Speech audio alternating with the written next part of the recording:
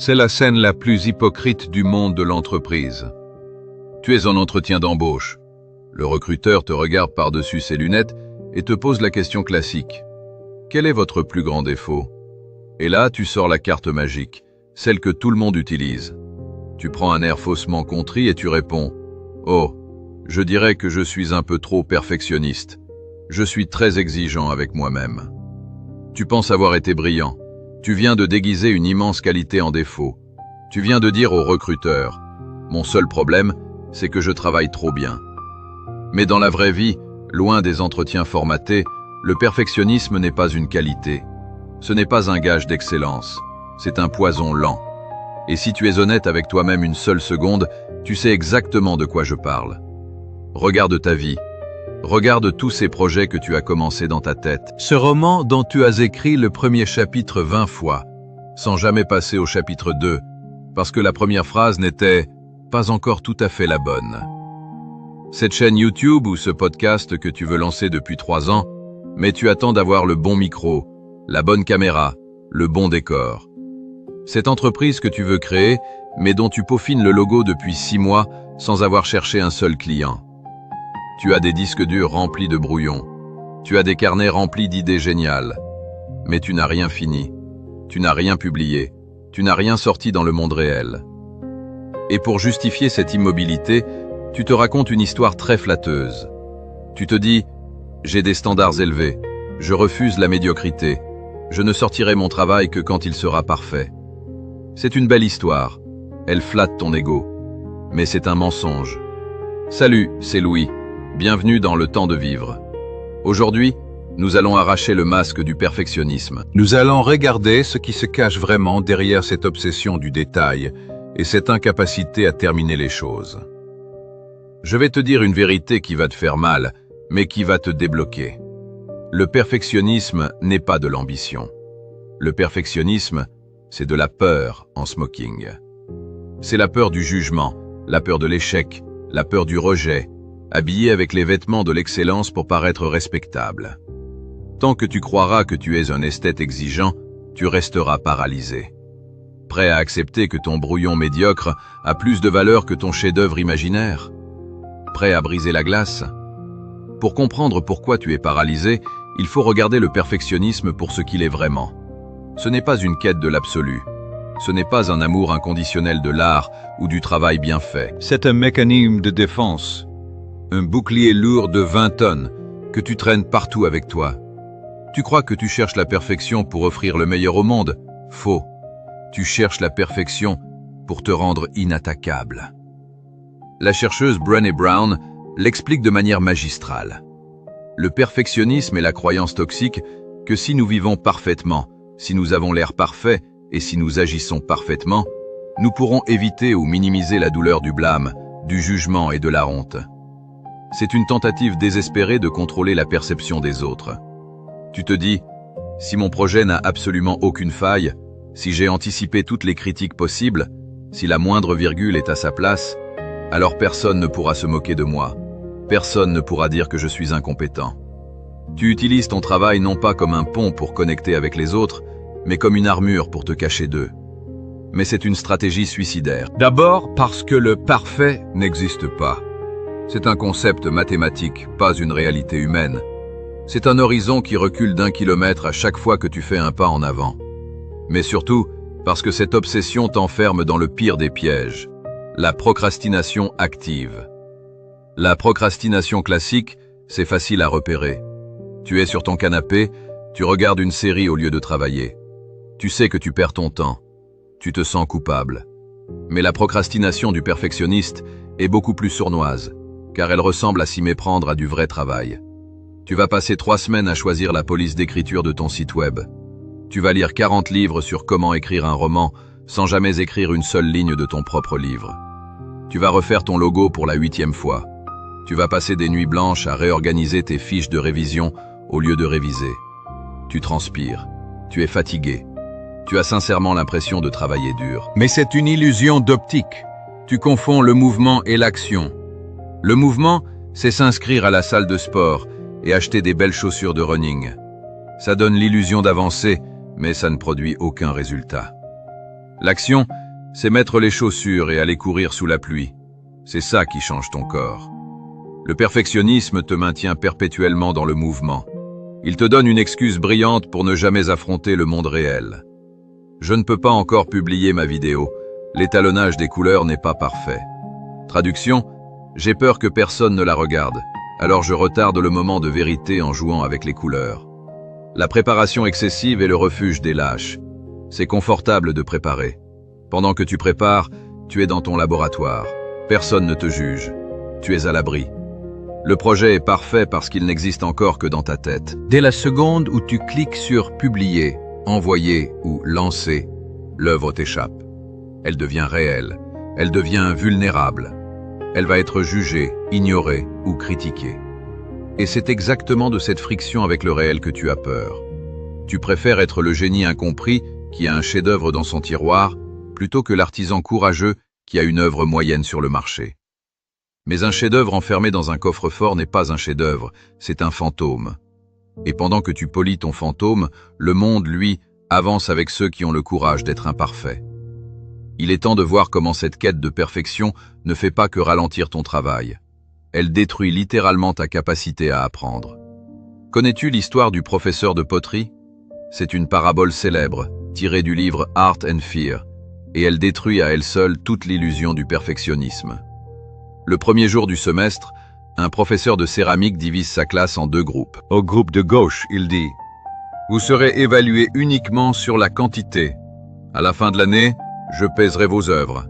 Si vous me rendez 50 kilos de poterie, vous aurez 20, peu importe à quoi elle ressemble. » Au groupe de droite, il dit « Vous serez évalués uniquement sur la qualité. Vous n'avez qu'une seule poterie à me rendre à la fin de l'année, mais elle devra être absolument parfaite. » Pendant des mois, le groupe quantité travaille frénétiquement.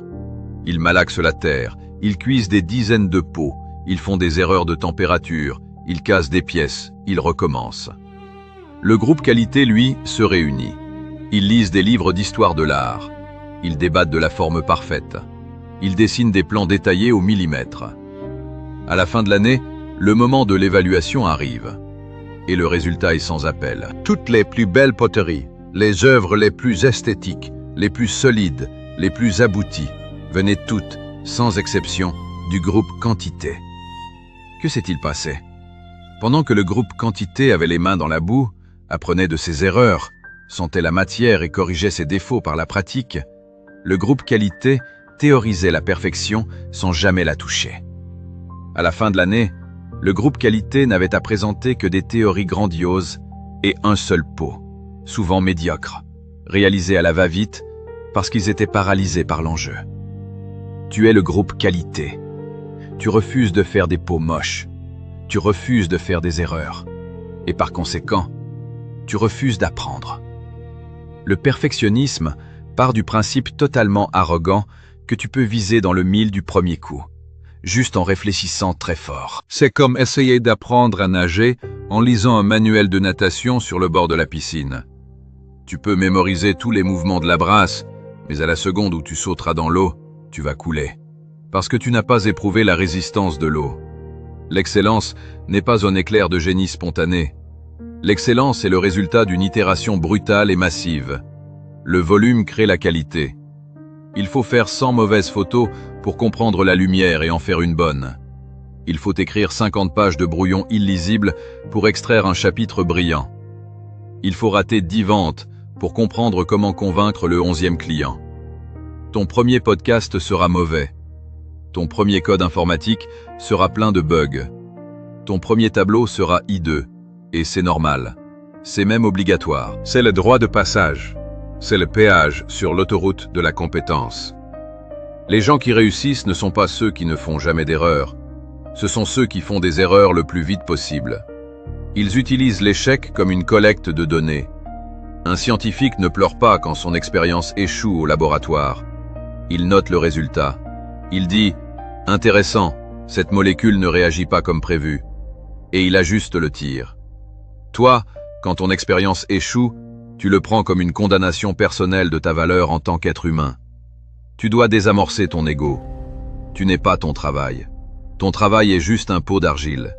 S'il est moche, tu le casses, tu rajoutes de l'eau, et tu recommences. Mais le perfectionniste a un dernier tour dans son sac. Il utilise un mot très toxique pour s'empêcher de lancer la machine. Un mot qui a l'air noble, mais qui est la pire des chaînes. Il dit qu'il attend d'être prêt. Voyons pourquoi ce mot est une illusion totale. Le perfectionniste a un vocabulaire très spécifique.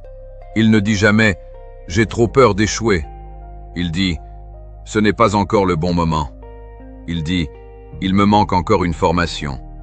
Il dit « j'attends d'être prêt ».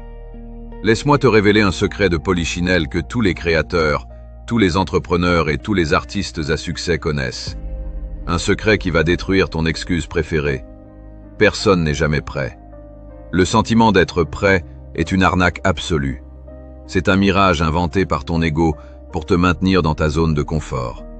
Si tu attends d'être à 100% sûr de toi pour lancer ton projet, pour demander cette promotion, pour démissionner ou pour dire « je t'aime », tu vas attendre jusqu'à ton lit de mort.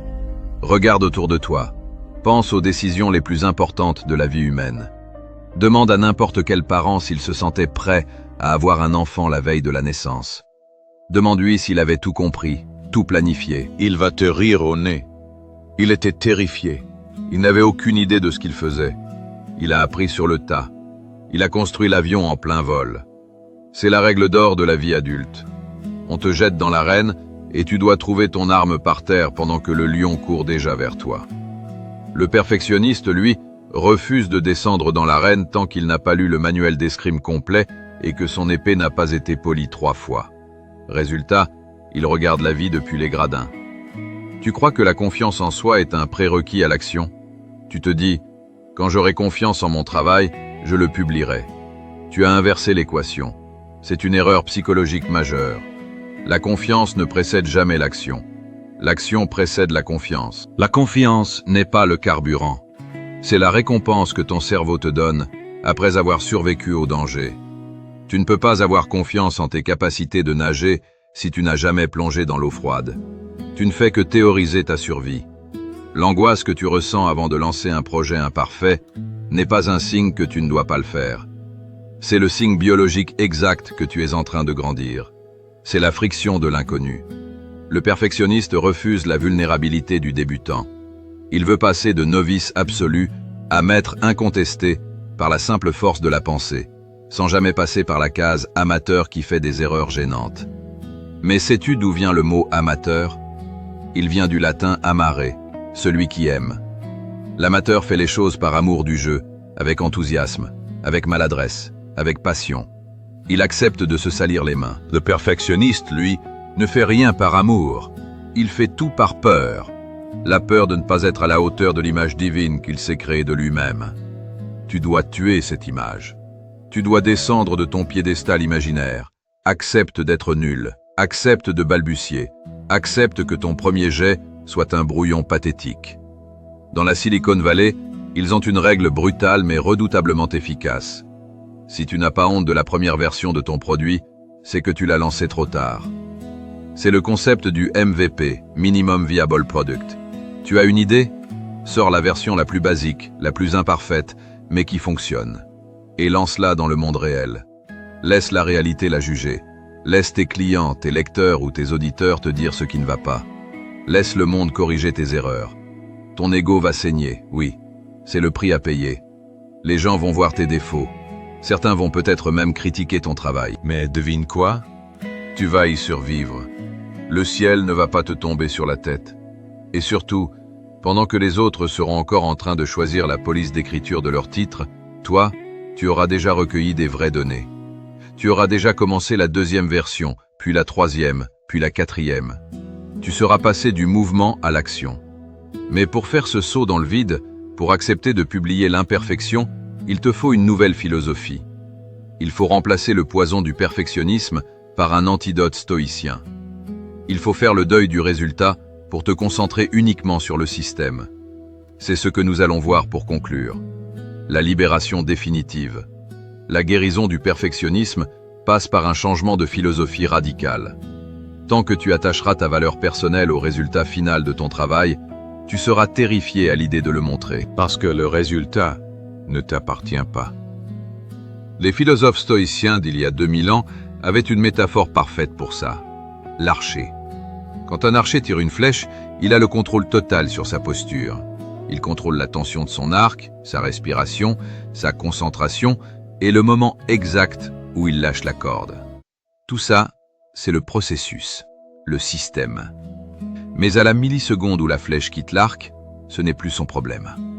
Un coup de vent inattendu peut dévier la flèche, la cible peut bouger. L'archer stoïcien ne se juge pas sur le fait que la flèche touche le centre ou non. Il se juge uniquement sur la perfection de son tir avant que la flèche ne parte. C'est exactement ce que tu dois faire avec tes projets. Arrête de te concentrer sur l'objectif, avoir 1 million de vues, devenir un best-seller, créer une entreprise milliardaire. Tu n'as aucun contrôle là-dessus. Concentre-toi sur le système. Ton seul but doit être « Aujourd'hui, j'écris pendant 2 heures » ou « Cette semaine, je publie une vidéo ». Si tu écris tes 2 heures, tu as gagné. Que le texte soit génial ou bon à jeter, tu as réussi ta journée. Tu as respecté ton contrat envers toi-même. Sépare ton ego de ton œuvre. Ton travail n'est pas ton enfant. Ton travail est une expiration. Tu inspires le monde. Tu expires une création. Tu ne passes pas ta vie à analyser le dioxyde de carbone que tu recraches. Tu l'expires et tu passes à la prochaine respiration. Le monde n'a pas besoin de ta perfection. Le monde est déjà rempli de choses parfaites, froides et inanimées. Le monde a besoin de ta voix, de tes aspérités, de tes erreurs. Les défauts dans une œuvre d'art, c'est ce qui permet à la lumière de passer. C'est ce qui la rend humaine. C'est par les fêlures qu'on crée de l'empathie. Alors fais-moi une faveur.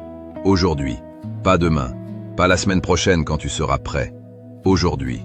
Prends ce projet que tu caches dans ton tiroir ou sur ton disque dur depuis des mois, ce truc inachevé, ce brouillon imparfait, et publie-le. Envoie cet email. Mets cette vidéo en ligne. Lance ce site web. Appuie sur le bouton. Tu vas ressentir une boule au ventre. Tu vas avoir des sueurs froides. Et ensuite, tu vas ressentir la sensation la plus extraordinaire de l'existence humaine. La légèreté. Le poids du perfectionnisme va s'envoler. Tu ne seras plus une statue de pierre. Tu seras redevenu un être humain en mouvement. C'était Louis. Merci d'avoir écouté. Arrête de préparer. Commence à faire.